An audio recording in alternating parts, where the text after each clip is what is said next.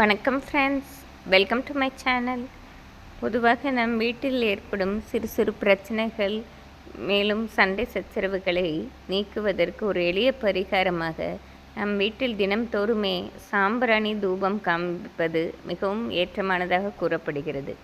நம் முன்னோர்கள் காலத்தில் இப்படி சாம்பிராணி தூபம் காண்பிப்பது வழக்கமாக இருந்தது. பலரது வீட்டில் மாடுகள் வைத்து வளர்த்தார்கள். மாட்டுத் தொழுவத்தில் தினசரியே சாம்பிராணி தூபம் காண்பிப்பார்கள். வீட்டிற்குள்ளும் இதே முறையை பின்பற்றி வந்தார்கள். வெள்ளி செவ்வாய்க்கிழமையில் கண்டிப்பாக காண்பிப்பார்கள். அதனால் பிரச்சனைகள் குறைவாகவே இருந்தது. இன்றும் நாம் அதை வழக்கத்தில் கொண்டோம் என்றால் கண்டிப்பாக அந்த நாளும் புத்துணர்ச்சியோடு இருப்பதோடு வீட்டில் உள்ள தீய சக்திகள் வெளியேறிவிடுவதாக கூறப்படுகிறது. இப்பொழுது அனைத்து நாட்டு மருந்து கடைகளிலும் சாம்பிராணி தூள்கள் கிடைக்கின்றன.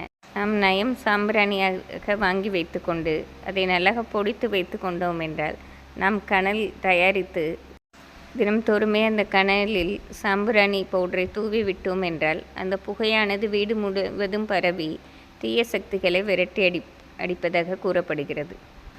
இதை நாம் காலை மாலை இருவேளையிலுமே செய்தால் மிக நல்ல பலன் கிடைக்கும். ஒரு சிலர் வீட்டில் பல நாட்களாக ஒரு சுப நிகழ்ச்சி தடைகளோ உடல் உபாதைகளோ இருந்து கொண்டே இருக்கும். வீட்டுக்குள் தேவையில்லாத சண்டைகளும் பண கஷ்டங்களும் இருக்கும்.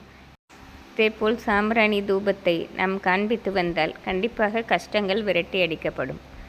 நாம் சாம்பிராணிக்கு கறி துண்டுகள் வாங்கியும் செய்யலாம். அல்லது நாம் தேங்காய் சிரட்டையை ஒரு நிமிடம் அடுப்பு தீயில் காண்பித்தோம் என்றால் அது நன்றாக எரிந்துவிடும். அதை நாம் கரண்டியில் தூக்கி வைத்து அந்த கனல் வரையும் நாம் சாம்பிராணி தூபம் போடலாம். நாம் ஆனால் இதை தினசரியே போட்டு வருவது நம் குடும்பத்திற்கு சுபிட்சம் தருவதோடு நமக்கும் ஒரு மன கஷ்டமும் பண கஷ்டமும் நீங்க பெறும். இதை நாம் அனைவரும் செய்து நன்மை அடையலாம். நன்றி, வணக்கம்.